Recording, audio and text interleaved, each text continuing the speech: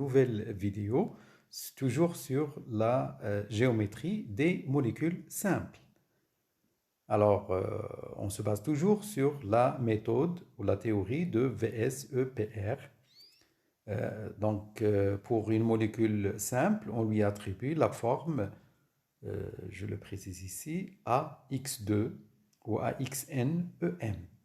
Alors, je rappelle que A représente l'atome central, X, c'est les ligands qui entourent l'atome central, N, c'est leur nombre, E, c'est le doublet libre de l'atome central, et M, petit m, c'est leur nombre.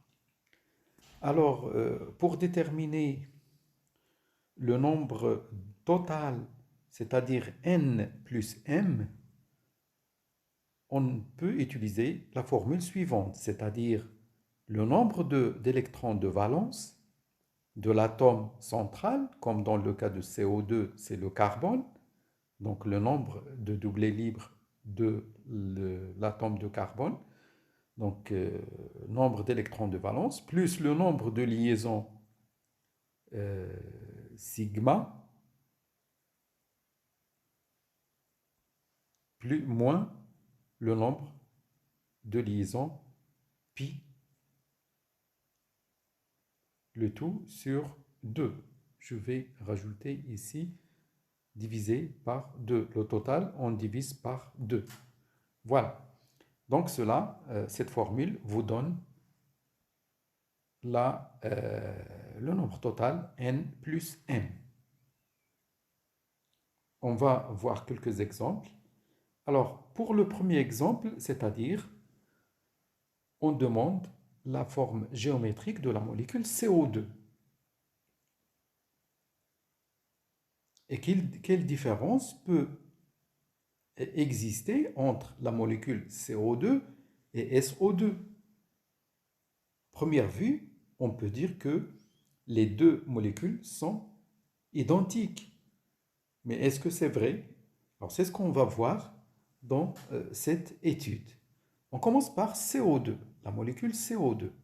Alors, dans CO2, vous avez un atome central qui est le carbone et deux atomes d'oxygène qui entourent ou qui entrent en liaison avec le carbone. Au total, on a trois atomes. Alors, l'atome de carbone central, c'est C6. 6, c'est son numéro atomique. Donc, sa configuration électronique s'écrit de la manière suivante, 1s2, 2s2, 2p2. Si on veut représenter sous forme de case quantique, alors on a bien 2s2, ensuite 2p2. Alors, qu'est-ce qu'on a dans la molécule CO2? On a le carbone qui entre en liaison avec deux atomes d'oxygène. Est-ce que c'est possible avec cette forme-là? La forme qu'on a sur le carbone ou la configuration électronique du carbone, telle qu'elle est à l'état fondamental, elle présente deux électrons célibataires qu'on a ici. Hein, vous les voyez bien ici. Alors, ces deux atomes ou ces deux électrons célibataires, et on est obligé de faire la liaison avec deux atomes d'oxygène. Alors, l'atome d'oxygène, si je prends sa configuration électronique, 1s2, 2s2, 2p4. Donc, 2p4, c'est-à-dire deux électrons dans une case et un électron dans chaque case. Donc, deux électrons célibataires. La même chose pour le deuxième atome d'oxygène. Alors, si je fais la liaison entre les deux, les atomes, l'atome de carbone d'une part et les deux atomes d'oxygène d'autre part, qu'est-ce que je peux avoir comme possibilité? Je peux faire par exemple cette liaison comme ça entre premier atome d'oxygène et l'atome de carbone, la deuxième liaison comme ça, et après, c'est fini pour le carbone. Il ne peut plus supporter d'autres liaisons avec le deuxième atome. Cela veut dire que l'état fondamental dans lequel il existe le carbone, sa configuration électronique ne permet pas d'expliquer cette molécule CO2. Donc cela veut dire qu'on est obligé de passer par une configuration électronique d'un carbone excité. Excité, qu'est-ce que ça veut dire? Que l'un des électrons de la couche de valence va se déplacer vers une autre case. Donc 2s2 de P2, là on va avoir 2s1 de P3. C'est-à-dire qu'un électron qui appartient à l'orbital 2s, c'est-à-dire l'un des deux électrons qui existent dans l'orbital 2s, il va passer dans l'orbital P. On va avoir cette forme-là. 1s1, 2s1, 2p3. Alors, on va essayer avec cette nouvelle configuration, est-ce que ça peut marcher? Donc là, qu'est-ce qui me reste? Il me reste plutôt que de faire la liaison. Donc voilà, ça c'est l'atome de carbone excité, à l'état excité. Donc je peux avoir déjà cette liaison comme ça. Voilà, déjà le premier atome d'oxygène, il est servi. Et je peux avoir, pour les deux électrons célibataires qui existent, je peux faire aussi celle-là et celle-là. C'est-à-dire que je peux faire une double liaison avec un premier atome et une deuxième double liaison avec le deuxième atome. Donc finalement, je vais avoir cette double liaison à gauche et une deuxième double liaison à droite. Voilà, comme ça, je peux expliquer cette forme géométrique CO2. Donc si je fais le calcul n plus m, je vais avoir 4 électrons de valence, c'est-à-dire ce que j'ai dit ici, plus 2 liaisons sigma, parce que là, dans la double liaison, j'ai une liaison sigma et une liaison pi. Une liaison sigma et une liaison pi. Donc, plus 2, moins 2. Pourquoi 2? 2, c'est le nombre de liaisons pi. Combien j'ai de liaisons pi? Ici, j'ai une première liaison pi, une deuxième liaison pi. Donc, moins 2. Le tout divisé par 2, ça me donne 2. Donc, je vais avoir AX2.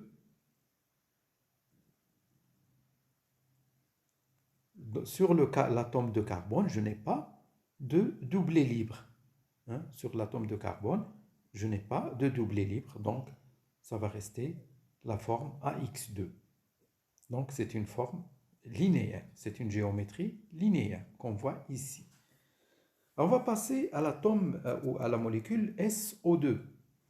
SO2, c'est dans laquelle on trouve S, c'est-à-dire l'atome de soufre, c'est l'atome central, entouré par 2 atomes d'oxygène. Alors je reprends ici la configuration électronique du soufre, 1s2, 2s2, 2p6, 3s2, 3p4. J'ai le numéro atomique 16, donc 16 électrons. Donc la couche de valence, c'est bien celle-là. C'est-à-dire, j'ai 3s2, 3p4. 3s2, 3p4. Voilà. Donc, j'essaye de voir là, les deux atomes qui entourent le soufre. J'ai le premier atome, le deuxième atome. Donc 1s2, 2s2, 2p4, c'est ce qu'on avait avant. La même chose ici. Et donc 2s2, 2p4, la même chose, 2s2, 2p4.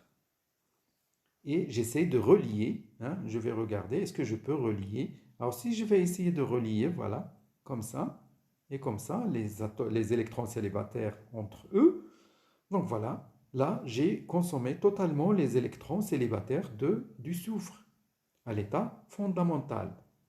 Il ne peut plus relier avec des liaisons l'autre atome d'oxygène. Ça veut dire que l'atome de soufre à l'état fondamental ne peut pas expliquer la molécule SO2. Donc là, je suis obligé de passer à l'état excité du soufre, c'est-à-dire à la place de 3s2, 3p4, je vais avoir 3s2, 3p3, 4s1. Donc 3s2, 3p3, 4s1. Comme ça, si j'essaye, je vais effacer tout ça pour essayer de réécrire à nouveau. Et ça sera un petit peu...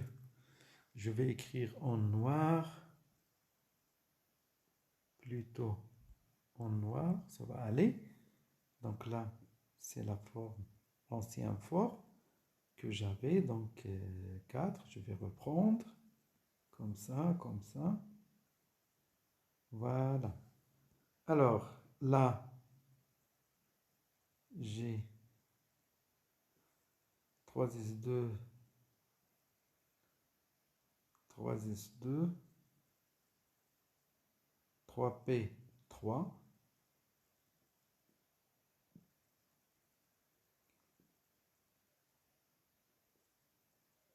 3p3, donc voilà un électron célibataire dans chacune des trois cases de 3p, et j'ai un atome ici, c'est-à-dire dans la case 4s. Donc là, c'est la même chose. Donc 2s2,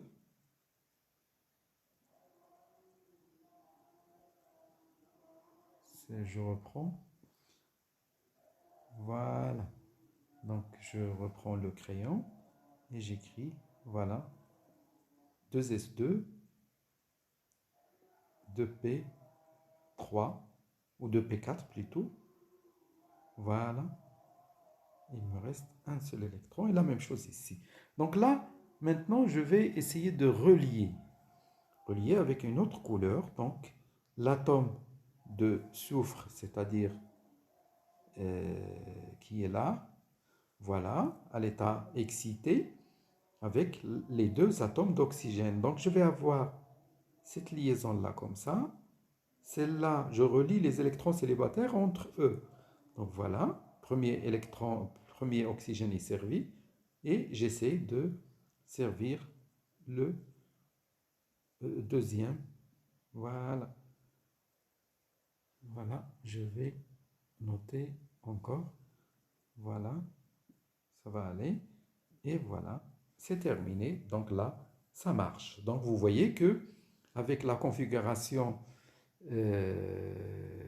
à l'état fondamental du soufre, la configuration électronique n'explique pas la forme SO2. On est obligé de passer à la forme excitée. Et donc, vous voyez qu'avec la forme excitée, on fait apparaître 4 électrons célibataires. Et ces 4 électrons célibataires peuvent se relier par paire d'électrons, c'est-à-dire ces deux-là avec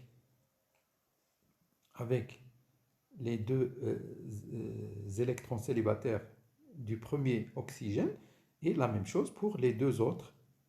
Les deux autres, ils peuvent se relier avec les deux électrons célibataires de la deuxième molécule oxygène. Donc là, qu'est-ce qu'on a si on fait le calcul pour la formule N plus M? On a des électrons célibataires du carbone, ou plutôt du soufre. Qu'est-ce qu'on a? On a 6 électrons célibataires. D'accord? Avec plus 2, c'est-à-dire le nombre de liaisons simples. Hein? On a une première liaison simple, une deuxième liaison simple, donc ça fait 2, 6 plus 2, moins 2, liaisons pi. Hein? On a une première liaison pi, une deuxième liaison pi. Donc ça fait, divisé par 2, ça fait 3. Donc on a AX2E1. Pourquoi X2? Parce qu'on a deux atomes qui entourent le soufre, donc AX2. Et E1, c'est-à-dire le 1, c'est une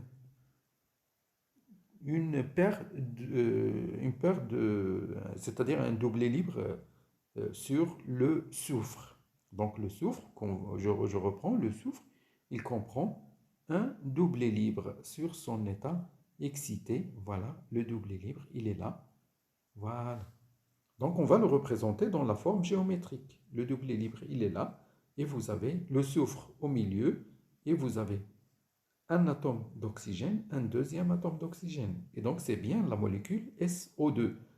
Alors c'est la forme géométrique en V. Hein, vous voyez un petit peu la forme V. Donc cela répond à la question qu'on avait posée tout à fait au départ de cette vidéo, c'est-à-dire la comparaison entre la forme de la molécule CO2 et la forme de la molécule SO2. Elles sont complètement différentes. La première, il est linéaire, donc il a cette forme-là, et la deuxième, c'est en V. J'espère que vous avez bien compris cette forme géométrique des deux molécules CO2 et SO2, et au revoir.